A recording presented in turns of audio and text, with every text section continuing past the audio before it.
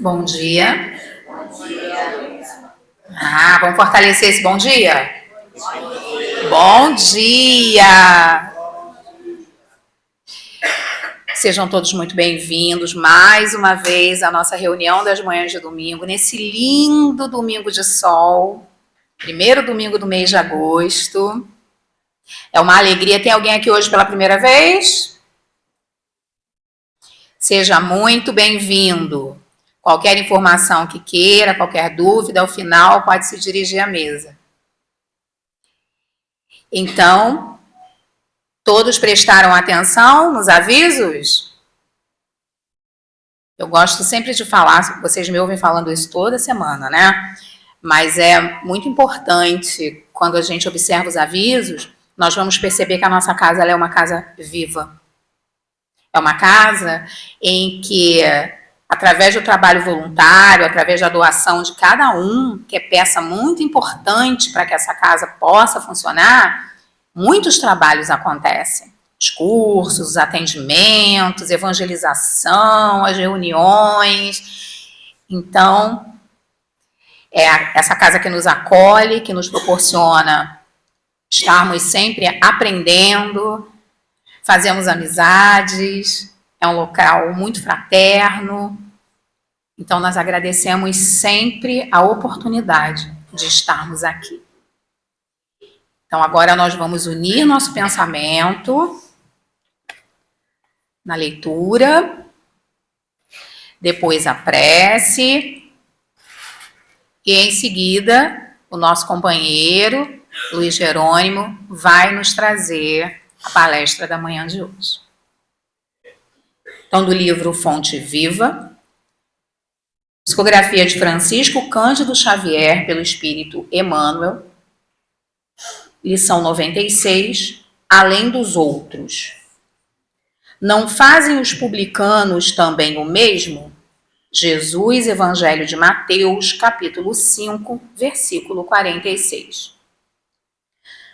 Trabalhar no horário comum, irrepreensivelmente, cuidar dos deveres domésticos, satisfazer exigências legais e exercitar a correção de proceder, fazendo-o bastante na esfera das obrigações inadiáveis. São tarefas peculiares a crentes e descrentes na senda diária.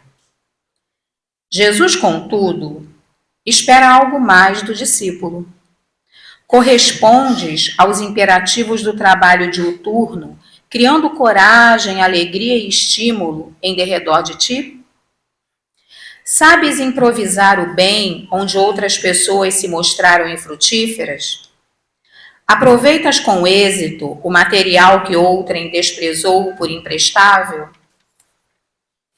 Aguardas com paciência onde outros desesperaram? Na posição de crente, conservas o espírito de serviço onde o descrente congelou o espírito de ação? Partilhas a alegria de Jesus, de teus amigos, sem inveja e sem ciúme, e participas do sofrimento de teus adversários, sem falsa superioridade e sem alarde? Que dás de ti mesmo no ministério da caridade? Garantir o continuismo da espécie, revelar utilidade geral e adaptar-se aos movimentos da vida são característicos dos próprios irracionais. O homem vulgar, de muitos milênios para cá, vem comendo e bebendo, dormindo e agindo sem diferenças fundamentais na ordem coletiva. De 20 séculos a esta parte, todavia, abençoada luz resplandece na terra com os ensinamentos do Cristo, convidando-nos a escalar os cimos da espiritualidade superior. Nem todos a percebem ainda, não obstante envolver a todos. Mas para quantos se felicitam em suas bênçãos extraordinárias, surge o desafio do Mestre, indagando sobre o que de extraordinário estamos fazendo. Nesse momento, envolvidos por tão significativa página, vamos elevar o pensamento ao Mestre Jesus, agradecendo por mais uma oportunidade, uma bênção de 24 horas, para que possamos exercitar tudo o que já podemos oferecer de melhor. Sabemos, Senhor, que a providência divina nos envolve, nos estimula ao bem o tempo inteiro. Oportunidade de serviço não nos falta. Oportunidade de aprendizado nós temos o tempo inteiro. Precisamos saber observar, estarmos atentos.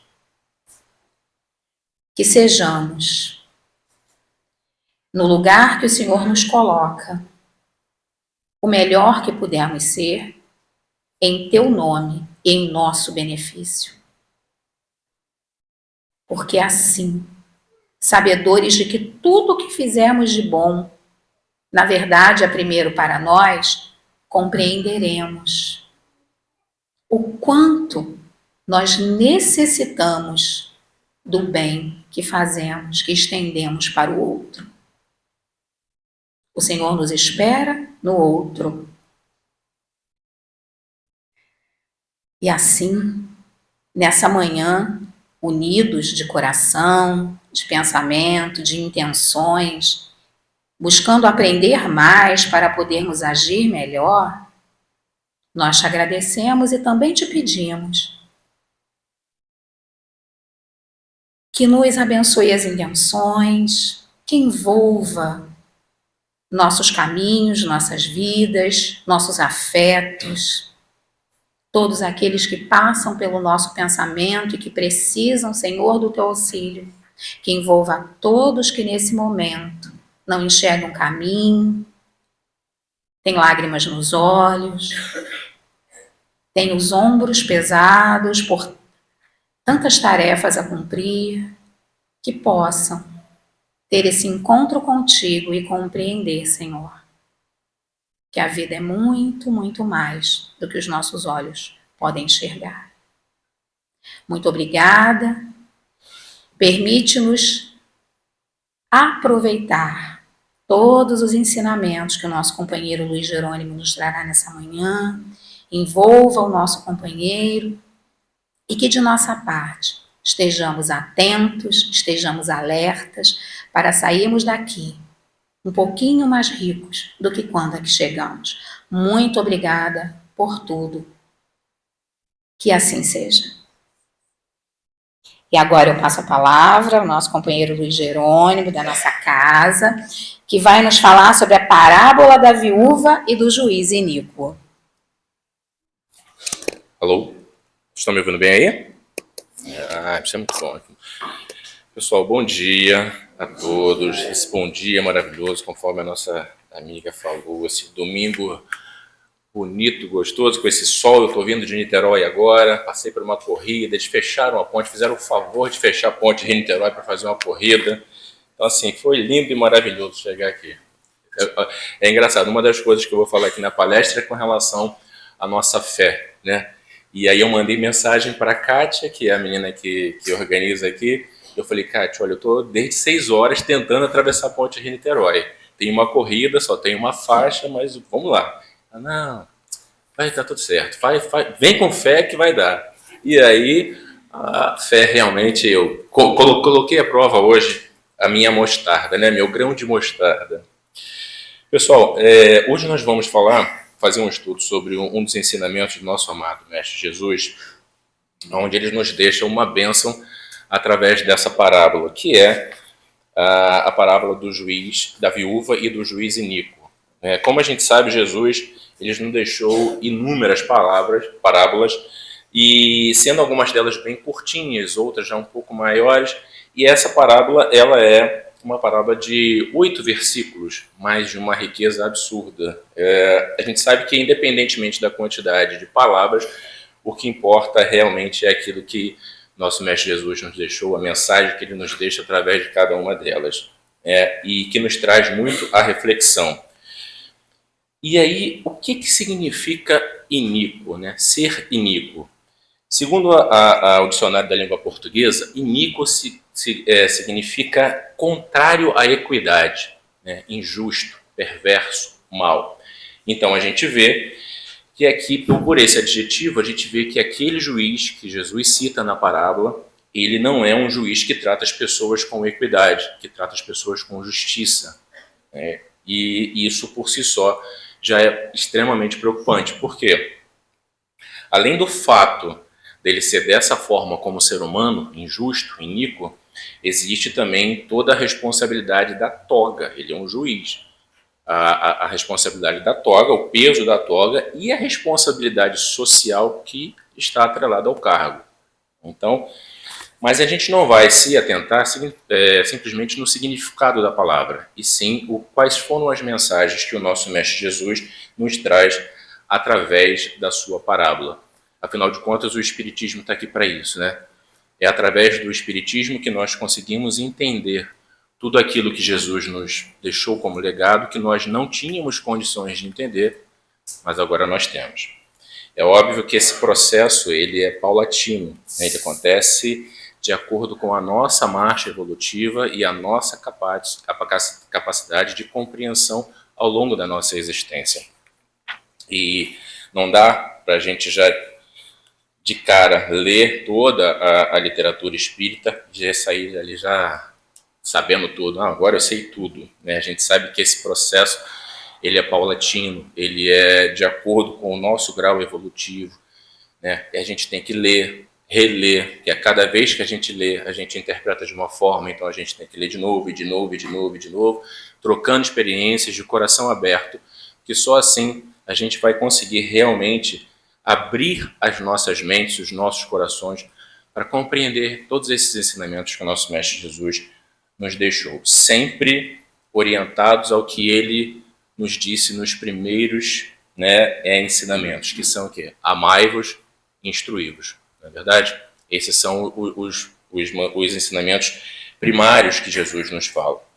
E quando amai-vos e instruí-vos está lá no Evangelho segundo o Espiritismo, no capítulo 5, precisamente no item 5. E quando o Espírito de Verdade ele nos fala amai-vos, que é o primeiro ensinamento e o principal, ele está aqui sintetizando a prática, né, do amor fraterno, do perdão, da caridade e da humildade, né, que são elementos fundamentais para que a gente consiga trilhar o nosso processo evolutivo. E quando ele fala instruí-vos, ele está dando ênfase ao conhecimento do estudo da doutrina, ao esclarecimento, para que a gente consiga nos afastarmos cada vez mais da nossa ignorância e a gente consiga, consequentemente, nos afastar também dos nossos erros, né? Então, para que a gente consiga abrir a nossa mente e entender, de fato, qual é o nosso verdadeiro papel na sociedade, por que nós viemos, qual é o nosso propósito, inclusive aceitar o nosso propósito, quais são os propósitos das nossas provas e expiações que nós passamos nesse mundo terrestre. Amor e conhecimento, pessoal, eles têm que andar de mão dada, né? Porque nós precisamos amar, nós precisamos nos instruir, nós precisamos fazer a nossa reforma íntima, porque é para a gente consiga seguir no nosso processo evolutivo. E é preciso que a gente mantenha é extremamente importante ter disciplina. Às vezes não é fácil, mas ninguém falou que seria fácil, né? É preciso que a gente mantenha a nossa disciplina, que nós sejamos resilientes, porque só através disso é que a gente vai conseguir chegar à nossa perfeição. Bom, dito isso, eu vou começar pela leitura da parábola, eu confundo, parábola, que está em Lucas, no Novo Testamento, está no capítulo 18, versículos de 1 a 8. E a gente pode perceber que ela é uma parábola bem curtinha, de 8 versículos, mas extremamente contundente. Ela traz uma riqueza de reflexão absurda, vocês vão ver. E a parábola começa assim. E contava-lhes uma parábola sobre a necessidade de orar sempre e não desanimar. Havia em uma cidade um juiz que não temia a Deus nem respeitava homem algum. Havia naquela cidade também uma viúva que vinha a ele dizendo: faça-me justiça contra meu litigante. Durante um tempo ele não queria. Depois disso, ele disse a si mesmo: apesar de não temer a Deus, nem respeitar homem algum, por me dar trabalho essa viúva, farei justiça a ela para que não venha por fim a me importunar. Disse o Senhor: ouvi o que diz o juiz da injustiça. Acaso Deus não fará justiça aos seus escolhidos, que bradam dia e noite, sendo longânime para com eles? Eu vos digo que lhes fará justiça com rapidez. Todavia, quando vier o Filho do Homem, encontrará fé sobre a terra? Essa é a parábola. A princípio pode parecer assim, né? Poxa, parábola, o Luiz falou tanta coisa, e aí? Não entendi nada. Às vezes a gente cria uma certa dificuldade de ler a parábola, né, no entendimento, mas conforme você vai ver, eu vou esmiuçar a parábola aqui e a gente vai ver que não tem nada demais. É simplesmente utilizar toda aquela nossa bagagem, aqueles estudos que nós já estamos acostumados a fazer para poder interpretá-la. Quando a gente olha aqui, quando Jesus nos diz aqui nesses 8 versículos, embora eu tenha dito e a gente não tenha percebido muita coisa, existe uma história, uma riqueza enorme aqui de conhecimento. E a história, conforme nós podemos ver, ele diz respeito a uma viúva que está passando por uma situação delicada e que ela recorre a esse juiz para que ele consiga fazer justiça a ela, pedindo para que ele utilize dos meios legais para atendê-la, né? Só que o juiz, a princípio, o que ele faz? Ele não queria, ele não estava dando a menor importância para o caso da senhora, porque, afinal de contas, ele era quê? Ele era o juiz, né? Ele não, à medida que eu vou falando, vocês vão lembrar da palavra. Ele era o juiz, não temia a Deus, não respeitava homem algum e ainda por cima se achava acima de todos. Então, ele poderia, de certa forma, fazer o que ele quisesse, não é verdade? Então, ele achava que ele simplesmente ele poderia continuar ignorando aquela viúva que estava ali pedindo ajuda a ele o tempo que fosse necessário. Então, vocês imaginam, meus amigos, um juiz com esse perfil, inserido em uma sociedade machista, sem temer a Deus, sem respeitar a homem algum, quais que seriam as chances daquela pobre senhora viúva naquela época? Muito poucas, né, pessoal? Então, mas acontece que aí vem o X da questão. O juiz, ele estava ficando o quê? Conforme eu falei, incomodado. Ele estava sendo importunado por aquela senhora. Ele achava que estava sendo importunado por aquela senhora. Então ele achava que ela estava dando muito trabalho para ele. E aí o que ele resolveu fazer? Ele resolveu proferir a sentença. Ele resolveu atendê-la. Basicamente, esse é o desfecho da parábola. E reparem que na sequência 6, que é no versículo 6 aqui, Jesus ele se refere ao juiz como sendo o juiz da injustiça. Ou seja, um juiz que não cumpre com o seu papel profissional, ético, correto, justo. Ele é um juiz iníquo, ele é o juiz da injustiça. E ele negligencia totalmente as atribuições do seu cargo. Ou seja, ele não age de forma profissional e idônea. Então, para que a gente consiga, né, estudar, entender a parábola, vamos ver como é que Lucas ele consegue fazer. Ele particionou essa parábola. E aí, agora, à medida que eu for lendo para vocês, e a gente vai desenvolver, vocês vão ver que vai ficar muito mais claro na mente de vocês. No versículo 1 ele fala: e contava-lhes uma parábola sobre a necessidade de orar sempre e não desanimar. Aqui, logo nesse primeiro versículo, ele já está fazendo introdução ao quê? Nos alertando sobre a necessidade de nós orarmos sempre e não desanimarmos nunca. Esse é o tema central da parábola. Aqui ele está se referindo à nossa capacidade de resiliência, ou seja, o desânimo ele não pode fazer parte, em hipótese alguma, das nossas preces, das nossas orações. Isso é valor. Nós devemos ser o quê? Persistentes, resilientes, quantas vezes forem necessários, através da nossa fé, que nós acreditamos, que nós temos conhecimento de tudo aquilo que nosso Mestre Jesus nos deixou e nós temos que fazer uso disso. E foi exatamente o que a viúva fez. Essa foi exatamente a postura da viúva. Ou seja, o juiz, já cansado da persistência dela, fez o quê? Proferiu a sentença.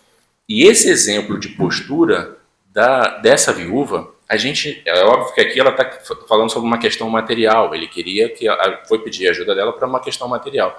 Mas essa postura de resiliência dela, nós podemos tomar como base e trazer para a nossa vida moral. Porque se nós pegarmos essa postura, essa resiliência, nós podemos fazer com que isso nos ajude a nos melhorarmos, a nos tornarmos pessoas melhores, fazendo com que a gente abra nossa mente, o nosso coração e a gente dê uma impulsionada na nossa capacidade de entendimento de qual é o nosso verdadeiro papel aqui na sociedade. A resiliência, meus amigos, ela vem da confiança de que, mesmo que você receba um não ou um ainda não, existe uma razão para isso, um bem maior para isso. Isso é ser resiliente. Então, às vezes, o sofrimento ou a espera de algo faz com que a gente fique um pouco chateado, né? Mas isso são provas para o nosso progresso. Isso são provas para o nosso desenvolvimento moral e espiritual. A gente precisa entender isso, né? E aceitar de que não é a questão de cair no comodismo, mas sim de aceitar o momento certo para as coisas acontecerem. Então, para que a gente consiga estudar a estrutura da parábola que eu acabei de falar para vocês, olha como Lucas particionou ela. Dos versículos 1 até o 6, nós temos o tema central, que é a importância da oração, da fé e da resiliência, a narrativa da história. Olha onde está isso. No primeiro versículo, orai, e no segundo e terceiro versículo, o tema central e a narrativa da história. Havia em uma cidade um juiz que não temia Deus, nem respeitava homem algum. Havia naquela cidade também uma viúva que vinha a ele dizendo: faça-me justiça contra meu litigante. Essa é a narrativa da história. E aí tem a posição da senhora sendo convicta e persistente na sua jornada, a posição do juiz proferindo a sentença. Versículos 4 e 5. Durante um tempo ele não queria. Depois disso, ele disse a si mesmo: apesar de não temer a Deus nem respeitar homem algum, por me dar trabalho essa senhora, essa viúva, farei justiça a ela para que não venham por fim a me importunar. Está vendo como é que tudo isso que eu li para vocês talvez tenha passado batido, mas agora, olha como é que a gente vai lendo, a gente vai conseguindo entender. Então, é exercitar, pessoal.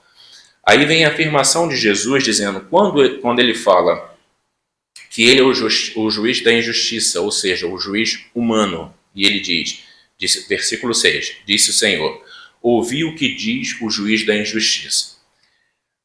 Mas vejam aqui, a partir do versículo 7, Jesus já nos alerta para uma coisa extremamente importante. Versículo 7. Acaso Deus não fará justiça aos seus escolhidos que bradam dia e noite, sendo longânime para com ele? Longânime aqui no sentido de ser generoso. Aqui, após falar do juiz que é injusto, o juiz humano, Jesus nos fala sobre Deus, o nosso Pai Celestial, né, que é justo, bondoso, caridoso, é aquele que provê justiça para todo o universo. E aí, no versículo 8, ele fala: eu vos digo que lhes fará justiça com rapidez. Aqui Jesus está nos abordando a forma como a qual Deus nos trata. Ele está dizendo que o Pai Celestial é bondoso, caridoso e ainda assim nos atende com rapidez. Então, vejam, meus amigos, que nós temos a introdução, que é o tema central da parábola, oração, fé e resiliência, a narrativa, com o desfecho da história e a forma com a qual Deus nos trata. E lá no final, a última frase da parábola, tem uma frase que pode estar aparentemente fora do contexto, mas não está, que diz assim: todavia, quando vier o Filho do Homem, encontrará a fé sobre a terra? Pode parecer fora do contexto, mas não está. Não tem nada de errado aqui. Na verdade, Jesus está aqui falando sobre a respeito da nossa necessidade de termos fé. Porque é através da fé que nós movemos montanhas, não é verdade? Jesus nos disse isso através lá de Mateus, capítulo 17, versículo 20. Né? Se nós tivermos a fé do tamanho de um grão de mostarda, nós conseguimos mudar montanha. É isso aí. Então, Jesus ele sempre fez isso de uma forma didática. Jesus ele era um pedagogo, ele era um didata excepcional. E qual era a técnica que ele utilizava para fazer isso? Parábolas. O que são as parábolas? São histórias. Histórias que Jesus contava para que o povo conseguisse entender melhor. Existe alguma forma melhor da gente conseguir fazer com que as pessoas entendam, se não uma narrativa, uma historinha, para que as pessoas consigam imaginar, ver as imagens, fica muito mais fácil. E era exatamente o que Jesus fazia. Então, eu tenho certeza, meus amigos, que a partir de agora, quando vocês tiverem a oportunidade de pegar a parábola, vocês vão ver com uma forma muito diferente, de um outro prisma, de uma outra visão. E aí vão perguntar para você, você conhece aquela parábola da viúva e do juiz Inico? Ah, sim, aquela parábola onde a viúva foi lá pedir ajuda àquele juiz, e de tanto que ela insistiu, ele acabou ajudando ela? É nessa parábola também que Jesus nos fala que Deus, dentro da sua bondade, ele sempre vai nos atender, ele sempre vai nos auxiliar, mas que nós precisamos fazer a nossa parte, nós precisamos ter fé, orar e sermos resilientes. Sei, conheço essa parábola. Então, essa organização estrutural da parábola, ela é fundamental para que a gente consiga entender a mensagem que Jesus está nos passando aqui. E podem acreditar, meus amigos, não vai haver absolutamente nenhuma frase, nenhuma palavra sequer dentro das parábolas de Jesus que esteja fora de contexto. Isso vocês podem ter certeza. Então nós podemos ver aqui, no final, Jesus nos mostra a importância da oração, da fé e o nosso relacionamento com Deus. E aquilo que eu falei lá no início, né? É extremamente importante a gente saber qual é o nosso verdadeiro papel dentro da sociedade.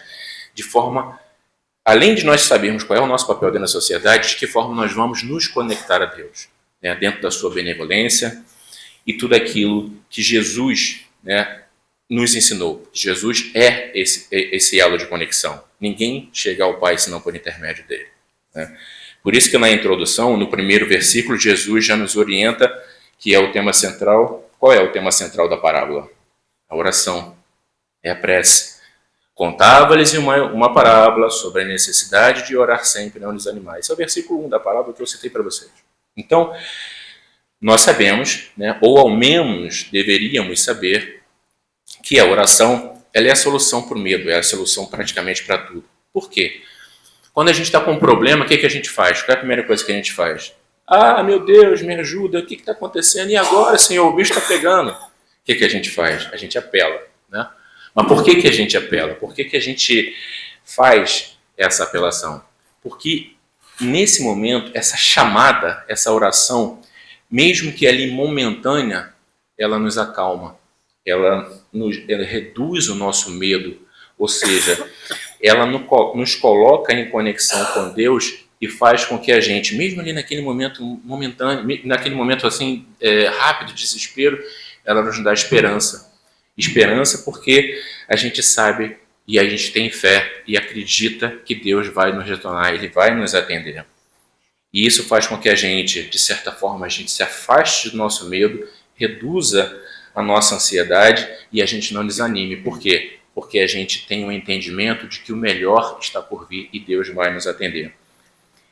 E Lucas, quando ele coloca aqui na introdução a necessidade de orarmos sempre, não desanimarmos nunca, ele já sabia, ele já havia entendido isso. Lucas ele não tinha contato diretamente com Jesus, mas ele já havia entendido a mensagem que Jesus estava querendo passar aqui. Então, quando ele enfatiza a necessidade de nós não desanimarmos, ele nos remete a uma reflexão de que nós não podemos esmorecer, nós não podemos vacilar. A gente tem que continuar ali, resiliente, sempre no nosso propósito. Mas é muito importante também que a gente saiba conduzir isso, de que forma a gente vai estar fazendo isso. Perseverar também. Exato, perseverar sempre. Por quê? É cansativo, né? A gente fala assim, poxa, mas olha só, eu estou ali suplicando, orando, estou pedindo, estou tendo fé, mas não está indo. E aí, o que eu faço? Continuo ou não continuo? Muito cuidado, né? Por quê? Por que a gente deve continuar? Porque a natureza, meus amigos, ela não dá saltos. Tudo acontece no seu devido tempo, né? Será que você está realmente preparado para ter o retorno daquilo que você está pedindo? Né? Será que você já superou a sua ansiedade, o seu senso de urgência e se mostrou paciente ao ponto de esperar o momento certo para aquilo acontecer? E mais, será que a sua fé, a sua confiança já te tranquilizou o suficiente para que você possa ter o retorno que você está pedindo? E mais, será que você está sendo realmente humilde, de verdade, a ponto de fazer a tua súplica, a tua oração, a tua prece com o coração aberto e sendo sincero? Então, são questionamentos que a gente faz porque a gente só quer as coisas, só quer receber, mas a gente não quer saber se a gente está fazendo a nossa parte para chegar até lá. Porque quando a gente suplica, a gente tem que entender também de que nós não somos o dono da verdade. Às vezes a gente é pouco pedir, né? Mas, pô, eu já sei, mas, cara, pô, tem que ser sincero, pessoal. Assim, é coração aberto. Senhor, me dá uma luz, me ajuda a resolver esse problema. Senhor, me dá paciência para saber lidar com essa situação. Por favor, Senhor, me ajuda. Então, isso denota o quê? Que você não é o dono da verdade, que você realmente está ali humildemente pedindo ajuda. E pode ter certeza, pessoal. Exatamente. Você pode ter certeza de que no momento certo você vai ter o seu retorno. Se não for para ter o problema resolvido de imediato ali, de cara, com certeza você vai ter o auxílio necessário para você saber conduzir aquela situação.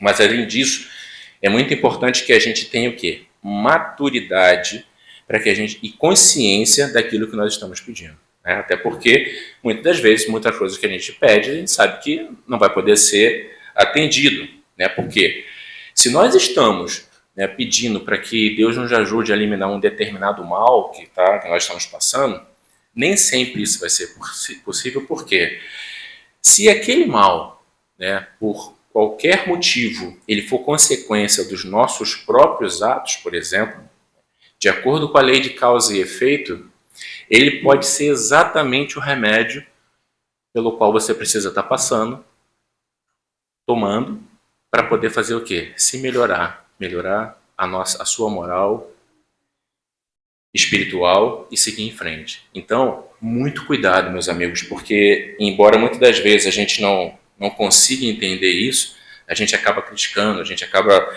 ficando chateado.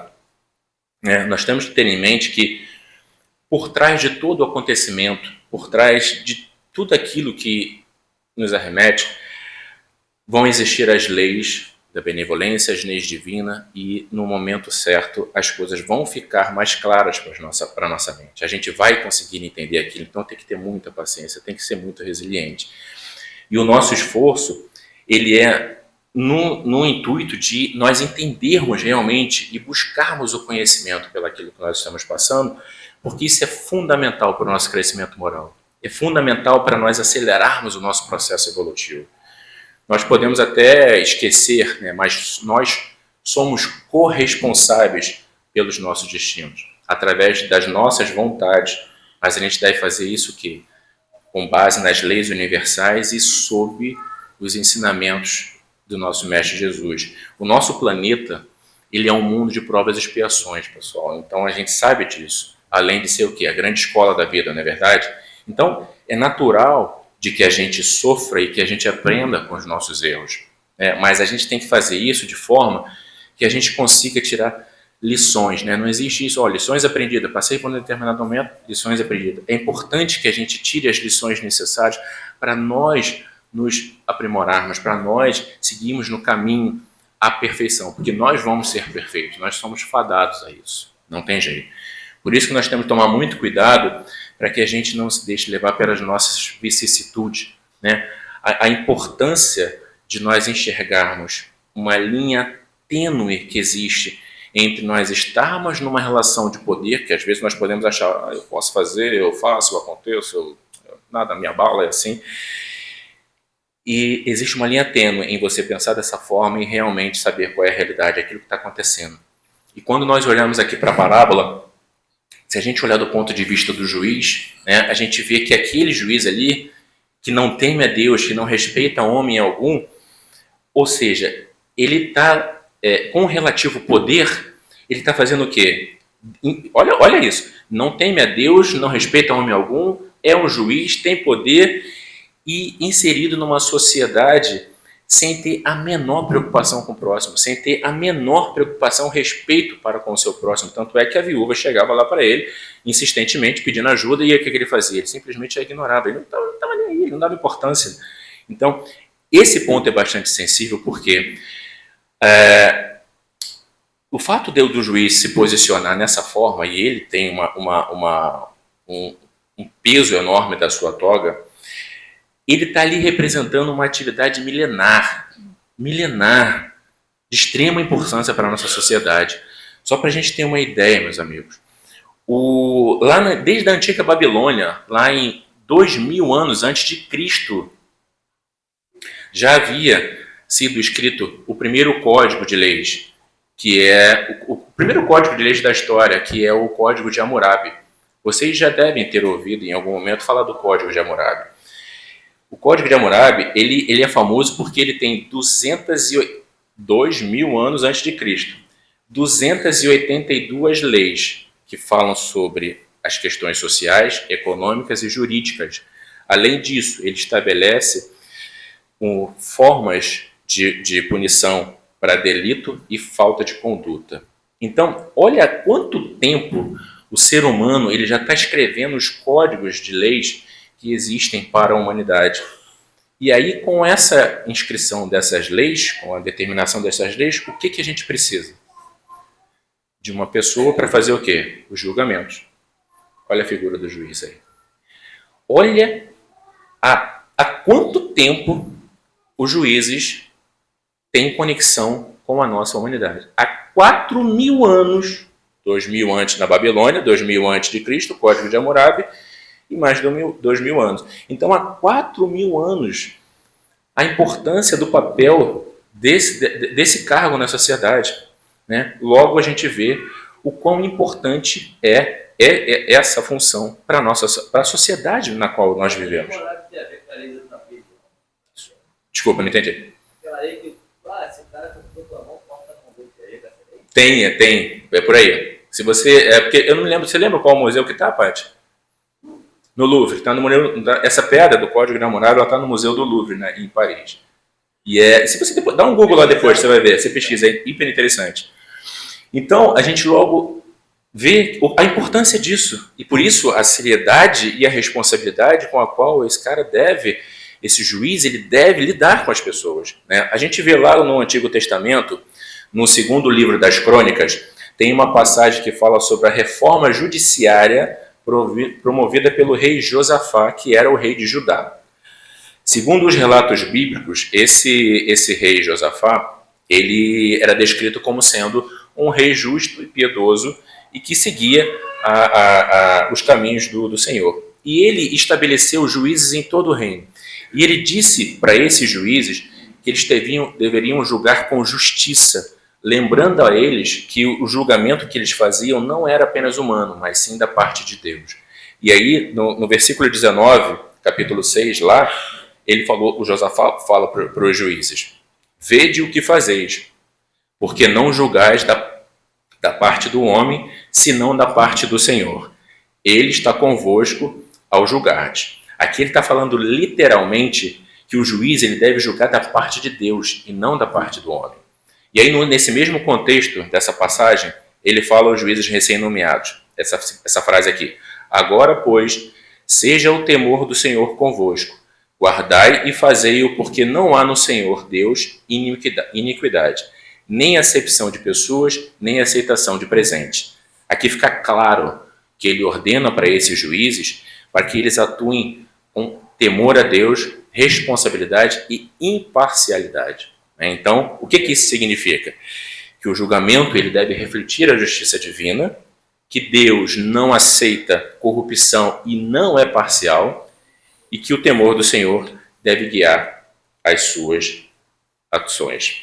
Então, daí a gente já pode ver a preocupação desse rei lá nessa época com essas questões tão complexas e que a gente, infelizmente, a gente sabe que ainda nos dias atuais esse tipo de comportamento acontece. Basta a gente ver aí a atual situação que nós estamos passando, os noticiários. Exatamente. Então, isso não acontece só não nos tribunais, mas em toda a sociedade, todas as instâncias da sociedade. Então, nós não podemos, meus amigos, a gente precisa, na verdade, nos libertarmos desses maus hábitos, de todas essas vicissitudes que a gente ainda tem na nossa sociedade. Porque, assim, cada hábito inconveniente que nós temos, ele nos distancia um pouquinho da pureza de espírito, da pureza de coração que a gente precisa ter para o nosso processo evolutivo. Daí a importância, né, de nós fazermos o quê? Nós nos libertarmos disso. De que forma que a gente nos liberta, que nós podemos nos libertar disso? Fazendo a nossa reforma íntima, né, olhando, fazendo, estudando, nos instruindo a respeito da literatura espírita, dos ensinamentos do Mestre Jesus. A gente sabe que o trabalho é imenso, mas ninguém disse que seria fácil. Né? Ninguém chegou para você e falou assim, ó, vai lá, reencarna lá, que vai ser ó, molezinha, chupetinha, só vive.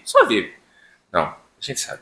Então, já que a gente sabe que não é fácil, né, pessoal, o que a gente tem que fazer? Vamos pegar isso, vamos tornar isso como estímulo para a gente, né, para a gente que estudar, tentar compreender realmente, ler uma vez, 2 vezes, 3 vezes, 4, 5, buscar trocar com os amigos, fazer estudos. Isso a gente precisa, isso é extremamente gratificante para a gente. Muitas das vezes, eu estou conversando com amigos meus, pessoas que não são ligadas muito ao estudo, e muitas das vezes eu ouço algumas coisas que dá muita vontade de você falar, mas aí eu me contenho e eu só oriento, né? Busco, ó, você dá uma olhadinha aqui, ó, dá uma olhadinha ali, coisa e tal, porque às vezes, dependendo daquilo que a pessoa está falando com você, ela está tão equivocada, você, ó, tá vendo esse trechinho aqui, ó, dá uma olhadinha aqui, dá uma lidinha, mas vem com o coração aberto, com calma. E eu já tive feedbacks bons com relação a isso, de que, poxa, engraçado como a minha resposta estava ali. Então, isso que a gente tem que fazer, né? Voltando aqui para a parábola, nós podemos ver então que o juiz, o que ele tinha? Ele não tinha a postura adequada para estar naquela posição, né, para estar ali, porque ele simplesmente ignorava tudo aquilo que a viúva pedia e, além disso, ele não temia Deus, não respeitava homem algum, e isso por si só já era bastante preocupante, ou seja, ele não tinha uma postura digna. E falando agora um pouquinho da viúva, olha assim, a gente vê que, infelizmente, né, isso ainda é uma realidade, a viúva ela era uma pessoa fragilizada pela estrutura social da época. Por quê? Ela não tinha recursos, estava ali pedindo ajuda ao juiz, tinha acabado de perder o marido. Então, para a época, o que ela era? Ela era praticamente um símbolo da impotência e da opressão. Os fracos e os oprimidos. Ela era um retrato dos fracos e oprimidos naquela ocasião. Então, citando aqui de novo o Velho Testamento, lá em Isaías, olha quanta coisa a gente já percebeu nesses 8 versículos de Jesus, hein? E lá em Isaías, no capítulo 1, diz assim, aprendei a fazer o bem, procurai o que é justo, ajudai o oprimido, fazei justiça ao órfão, tratai da causa das viúvas. Todos os estudos que vocês vão ver, se você olhar na Bíblia, se você olhar nos testamentos, vocês vão ver que a causa da viúva sempre foi uma questão contundente em todos os relatos. E embora a gente saiba que a viúva ela tinha os seus direitos, né, que todo ser humano tem, esses direitos eles estavam aqui, sendo negligenciados, eles não estavam sendo considerados devido à má conduta do juiz. Porque ela foi lá diversas vezes, pediu ajuda, procurou ajuda a ele e ele simplesmente fazia o quê? A ignorava. Né? E por que será que o juiz fazia isso? Por que será que ele ignorava essa viúva? Será que é porque ela aparentava ter ela aparentava ser uma pessoa frágil, né? Acanhada? Ou será que de repente ela não tinha o status social, né, adequado para que ela pudesse ali impor um atendimento diferenciado? Infelizmente, a gente sabe que essas coisas sempre aconteceram e ainda acontecem nos dias de hoje, né, pessoal? Isso é terrível, mas a gente vai chegar lá. Mas fato é o quê? O que é o fato, meus amigos? Aquela viúva, embora ela não estivesse sendo atendida, ela estivesse sendo injustiçada, o que ela fez? Ela foi resiliente, ela insistiu, e insistiu tanto que o juiz fez o quê? Proferiu a sentença para ela. Por isso que ele fala lá na parábola, vou relembrar de novo aqui, Por me dar trabalho essa viúva, farei justiça a ela, para que não venha por vir a me importunar. E é exatamente isso aí, sabe? É nesse momento que a gente vê a importância da nossa resiliência, de nós não desistirmos nunca, da gente ser perseverante naquilo que nós acreditamos, cara. Sabe? Isso faz parte do nosso valor. Isso é valor espiritual pra gente. Não desistir nunca. Hoje eu estava na ponte, não desisti, estou aqui, cara. 3 horas para chegar aqui, pessoal. Olha, estou hiper feliz de estar aqui com vocês. Então, assim, nós precisamos colocar uma coisa na nossa cabeça, gente. Assim, nada, absolutamente nada nesse mundo material, ele vai nos afastar dos nossos problemas, das nossas mazelas, a não ser a nossa mudança de comportamento.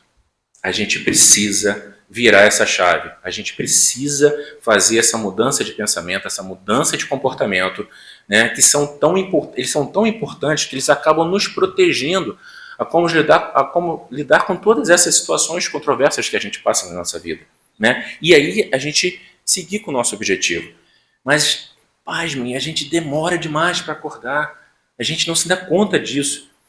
Mas a gente precisa virar essa chave e entender que Jesus, né, ele veio nos ensinar a como nós nos defendermos de todas essas situações que nos deixam fragilizados, que nos deixam vulneráveis, né?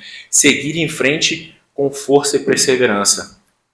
Foi exatamente o que essa viúva fez. E ela conseguiu dobrar o juiz lá, o juiz iníquo, injusto, né?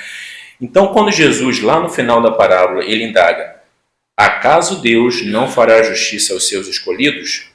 O que ele está indagando aqui? O que ele está questionando? E a gente vê lá. Ora, se aquele juiz iníquo, injusto, perverso, mau, não respeitava homem algum, não temia Deus, proferiu a sentença, atendeu. Imagina Deus, nosso Pai Celestial, que é todo bondade, que é todo caridade. Como que Ele não vai nos atender? Ele é o nosso juiz, o juiz da justiça, o juiz universal. Isso por si só já nos traz uma tranquilidade, uma paz. E aí a gente tem que ter fé mesmo, gente, sabe? A gente tem que acreditar. Não é da boca para fora, não. É de verdade. Isso tem que ser de verdade, sabe? Isso traz o quê? Aquela tranquilidade com a qual eu falei. Né? Que a gente sabe que a justiça divina, ela está assegurada a todos nós. Não tem como ser diferente. Deus, ele não faz distinção entre seus filhos. Ele trata a gente com equidade, com justiça, com igualdade. Embora a gente vacile pra caramba, né? A gente, apesar de todas as nossas falhas, ele está ali. A gente pode confiar nele que ele vai nos atender, que ele vai nos ajudar. E aí vale uma reflexão, né? Se nós tivermos o entendimento de que nada acontece nas nossas vidas sem a vontade de Deus e que tudo, absolutamente tudo, contribui para o nosso bem-estar, para o nosso desenvolvimento, né? E que nada passa fora da perfeita justiça divina, nós vamos passar a ter uma visão mais clara das necessidades, das provas e expiações pelas quais a gente passa aqui e compreender que tudo isso é necessário para o nosso desenvolvimento moral e espiritual. Não é verdade? A gente sabe disso. Há 2000 anos, o nosso Mestre Jesus já nos dizia, nos ensinava que Deus é universal na sua bondade, na sua benevolência, e que nós devemos adorá-lo em espírito e em verdade, ou seja, através do nosso culto interior, aplicando as leis divinas e os ensinamentos do nosso Mestre Jesus, para que a gente consiga o quê? Ter a nossa paz espiritual, para que a gente consiga se desenvolver, para que a gente consiga mudar o nosso comportamento no dia a dia, né? Fazer aquilo com amor, com vontade. A justiça divina, ela é soberana, ela não falha nunca. E Deus, né, as leis da terra, elas sempre vão ser regidas pelas as leis do céu. Pessoal, assim, não tem jeito. Não adianta a gente pensar diferente. Deus nunca deixou o mundo nas mãos dos homens e não vai deixar. Ele sempre vai reger as nossas vidas, quer a gente queira ou não, seja no plano espiritual, seja no plano terrestre, não tem jeito, tá? No livro Parábolas e Ensinos de Jesus, de Caibar Schutel, ele fala o seguinte: antigamente, havia juízes iníquos. Hoje, pode-se dizer que nem só os juízes, mas até os peticionários são iníquos. A iniquidade lavra como um incêndio devorador, aniquilando as consequências e machucando os corações. Homens iníquos, lares iníquos, sociedades iníquas, governos iníquos, leigos iníquos, sábios iníquos, tudo isso devido à crença sacerdotal aos dogmas das seitas dominantes. Mas o Senhor aí está a destruir a iniquidade e com ele os iníquos. Por que isso tudo ainda acontece? Tudo isso que Caio Barreto citou aqui. Acontece devido à nossa ignorância. Nós ainda não temos a capacidade de entender que nós devemos tratar o nosso próximo com equidade. Porque esse tratamento de equidade, ele está relacionado à questão de justiça e imparcialidade, que nós devemos tratar o nosso próximo. E aí a gente ainda tem dificuldade de reconhecer isso. Enxergar com olhos de quem quer realmente ver até onde vai o nosso limite e o respeito que a gente deve ter para o nosso próximo. Aceitar a cada um dos nossos irmãos como ele é, seja aonde for, dentro da nossa casa, na nossa família, no nosso trabalho, na nossa cidade, em outro país, não importa.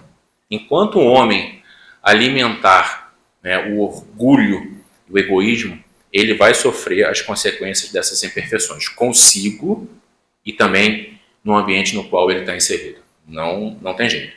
Nós não temos mais, meus amigos, assim, como adiar a nossa reforma íntima. O momento de mudanças, vocês sabem, nosso planeta está passando por um momento de transição e a gente precisa se renovar, a gente precisa se melhorar. É o que Deus espera de nós. Né? Já passou da hora de nós nos empenharmos em entender os ensinos do nosso Mestre Jesus. Todos nós, espíritos que somos, a gente passa por esse processo, não tem jeito. A gente fala dos espíritos angélicos, eles já passaram por isso. Todos nós, sem exceção, passamos por essas provas, por esses momentos. A gente sabe que é paulatino, mas tem que ser ali, dia a dia, de acordo com o nosso grau de evolução, com o nosso entendimento, porque a natureza, conforme eu falei no início, ela não dá saltos. Nosso progresso é gradativo, dia a dia, mas a gente tem que ser resiliente, a gente tem que continuar na luta. Aquele que fica estagnado, ali naquele conhecimento que já adquiriu, de certa forma, é como se fosse mais ou menos a morte temporária do espírito. Né? A gente sabe que ninguém retroage, a gente sabe disso, mas ficar ali prostrado, parado, não vou para frente, não quero saber, não dá para ser assim, pessoal. A gente sabe que existem os espíritos angélicos, conforme eu falei, os espíritos que já têm um grau de crescimento, mas eles pararam na evolução deles? De forma nenhuma. Eles estão constantemente se aprimorando, constantemente crescendo, se aperfeiçoando cada vez mais. E nós devemos seguir o caminho desses irmãos, desses espíritos amigos. Nós que ainda somos alunos iniciantes aqui, nessa grande escola da vida que é o planeta Terra, a gente tem que se aproximar desses bons espíritos e pedir para eles nos ajudarem a entender as leis de Deus, as leis, os ensinamentos de Cristo. Como que a gente faz isso? Está aqui na parábola. Prece, oração. A espiritualidade, ela já nos ensinou o poder que a prece tem. A prece não é um ritual místico, pessoal. A prece, ela é um mecanismo lógico de comunicação que a gente estabelece. Lá no capítulo 27 do Evangelho segundo o Espiritismo, Pedi e obtereis, tem alguns conselhos importantes a respeito da oração. Eu trouxe 4 aqui para vocês, para a gente ver a questão da importância da oração. E ele diz o seguinte: não se colocar em evidência, ou seja, faça isso sem querer ser notado. Ora de forma mais contida, só para você e a quem você endereça a sua oração. Não é necessário uma oração muito longa, porque não é pela multiplicidade das palavras que você será escutado, e sim pela sinceridade delas. Antes de orar, se tiver alguma coisa contra alguém, perdoa, pois que essa prece não pode ser agradável a Deus se não partir de um coração caridoso. Ora com humildade e não com orgulho. Examina os vossos defeitos e não as vossas qualidades.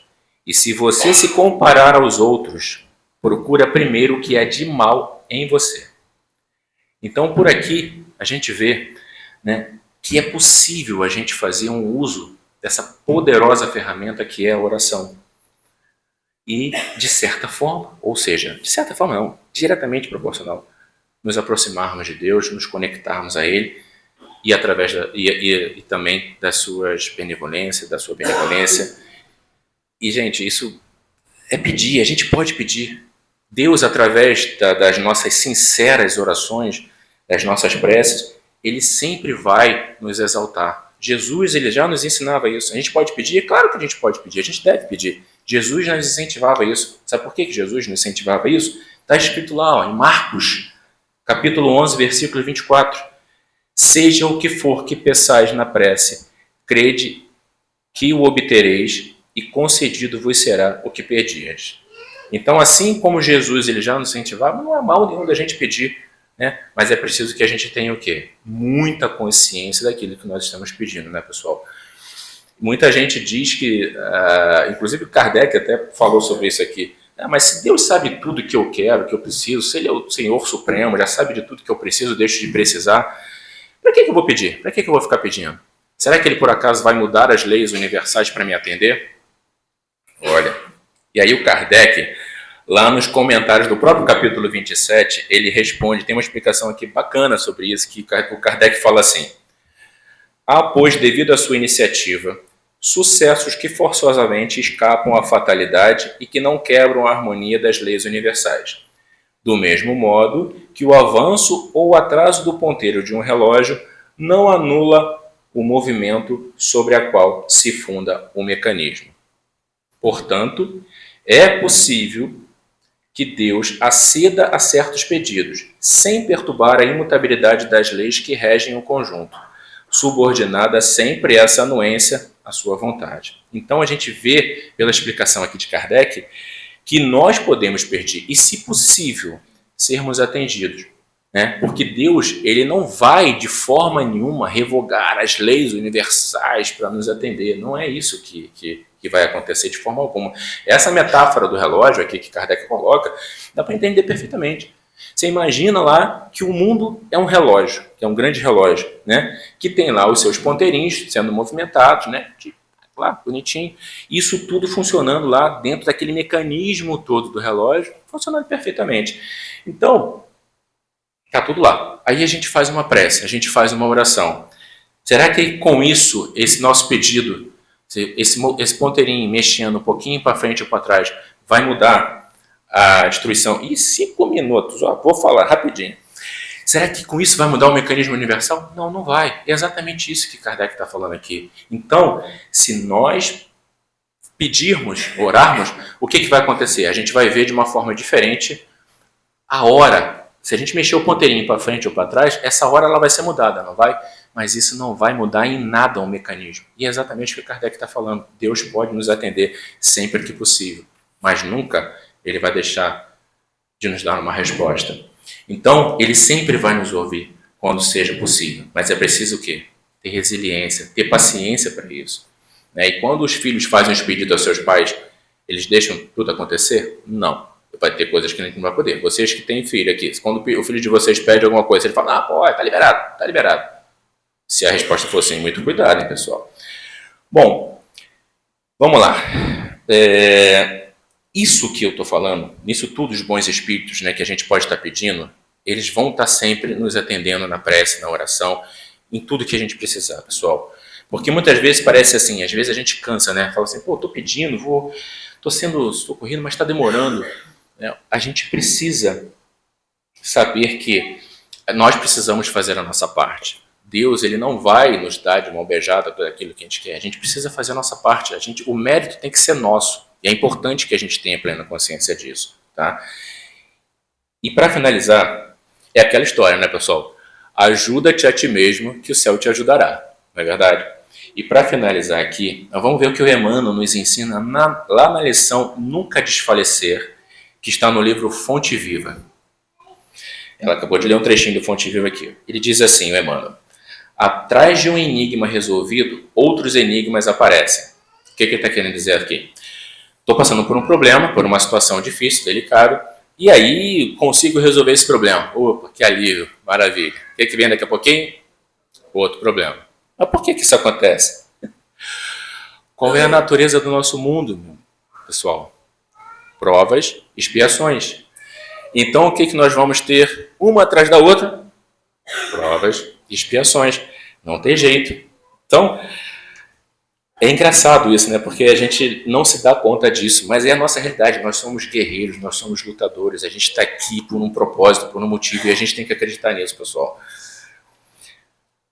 Porque, assim, por que nós passamos por isso? Por que isso acontece? Porque nós ainda precisamos estar aqui para o nosso processo evolutivo. Porque se nós não precisássemos, já não estaríamos aqui há muito tempo. A gente sabe disso, né? Emmanuel continua aqui. Enche-te, pois, de calma e bom ânimo em todas as situações. Sim, meus irmãos, calma, né? Ele pede aqui, é difícil, né? É difícil pra caramba. Eu lembro um episódio que o Emmanuel, que o Chico tá dentro do avião lá, e o avião tá caindo, o Chico desesperado, e o Emmanuel fala para ele, calma, rapaz, fica quieto, calma, se controla. É assim, se a cada situação complicada nós estivermos, né, desesperados, tomando atitudes precipitadas, falar, por isso que eu nunca respondo e-mail na emoção. Quando eu recebo um e-mailzinho chato, eu demoro para responder, porque eu sei que a resposta não vai ser legal. Então, a gente tem que fazer esse exercício no nosso dia a dia, na nossa vida. E o Emmanuel continua aqui, ó. Dispõe-te a desculpar e auxiliar sempre, a fim de que não percas a gloriosa oportunidade de crescimento espiritual. Olha o perdão aí. Se eu não perdoar, se eu não desculpar, eu posso estar perdendo uma oportunidade de crescer, ou retardando, pelo menos, esse processo. E aí eu queria finalizar aqui, tem mais uns minutinhos, ganhei. E aí eu queria finalizar aqui com o Emmanuel, que ele traz, dizendo aqui, nesse mesmo livro do Fonte Viva, ele diz assim, centraliza o teu esforço de ajudar no bem comum, seguindo com a tua cruz ao encontro da ressurreição divina. Nas surpresas constrangedoras da marcha, recorda que, antes de tudo, importa sempre orar, trabalhando, servindo, amando e nunca desfalecer. Muito obrigado a todos e que a paz de Jesus esteja com todos nós, meus amigos. É por isso que nós sempre falamos, né, do alimento. Quando estamos aqui, nos alimentamos através de tudo que recebemos na casa e também dos ensinamentos que nos são trazidos. Então, saímos daqui levando conosco muito material de reflexão. Falamos nisso, né? Sempre a cada domingo, porque depois nós vamos começar a elaborar isso a partir das coisas que vão aparecendo no nosso caminho. E aí nós vamos lembrar, nossa, domingo estava conversando sobre isso, né? Então, é enriquecedor para as nossas vidas, é o conhecimento que nos ilumina o caminho. Então, nós agradecemos, Luiz Jerônimo, pelo tanto que nos ofertou na manhã de hoje. Pelo que nós podemos já refletir aqui, porque você estava falando, eu estava aqui pensando, uma porção de coisas, né? A cabecinha vai funcionando, a gente vai trazendo para as nossas vidas, para as nossas atitudes, porque é isso que a gente precisa fazer. Precisamos olhar para nós, para podermos mudar o nosso proceder, porque só assim esse mundo que a gente anseia, esse mundo regenerado, ele vai ser uma realidade, através da mudança de cada um de nós, né? O Luiz Jerônimo falou da nossa reforma íntima, urgente, importante. E aí agora você faz a nossa prece, e após a prece tem o sorteio do livro.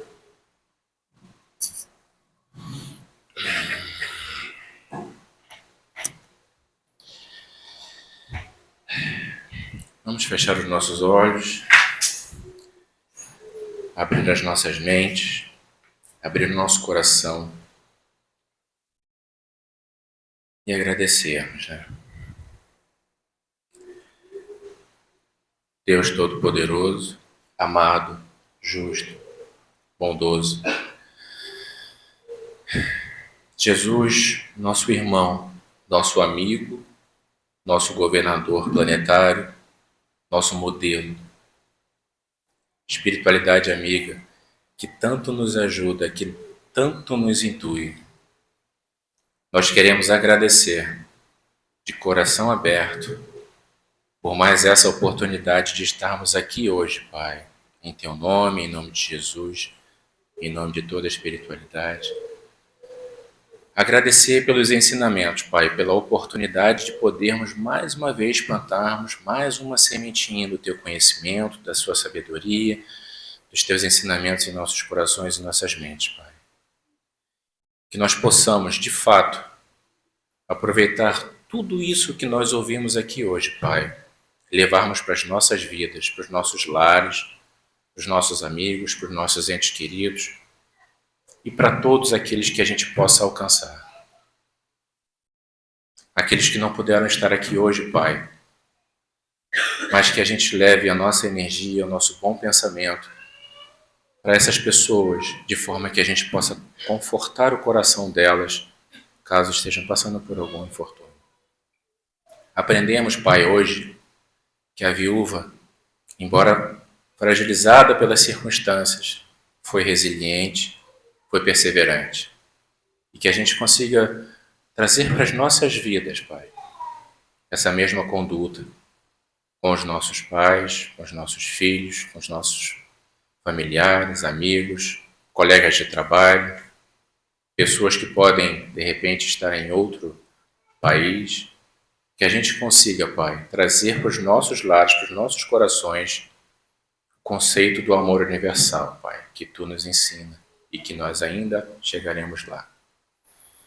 Pela oportunidade, Pai, do estudo do dia de hoje, nós Te agradecemos. E voltaremos para os nossos lares, Pai, com certeza, melhores do que aqui chegamos. Muito obrigado, fica conosco, hoje e sempre.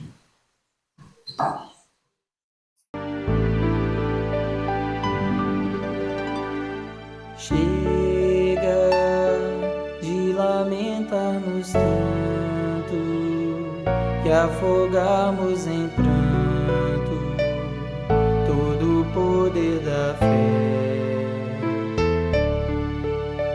É hora, é chegado o momento de colocar em prática todo o ensinamento.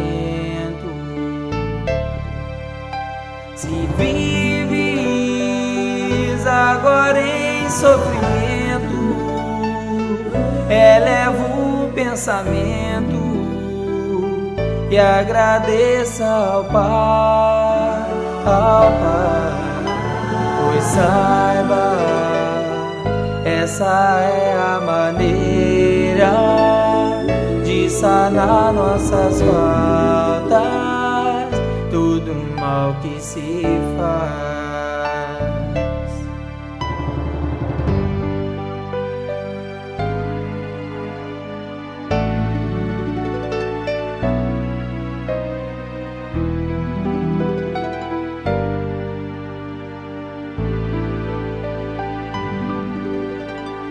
Te alegra, segue perseverante, firme e confiante, os passos de Jesus. Avança, se tropeças, levanta, pois o Mestre ensina a carregar tua cruz. Se vives agora em sofrimento, eleva o pensamento e agradeça ao Pai, pois saiba, essa é a maneira de sanar nossas faltas, todo mal que se faz. Se vives agora em sofrimento, eleva o pensamento e agradeça ao Pai, pois saiba, essa é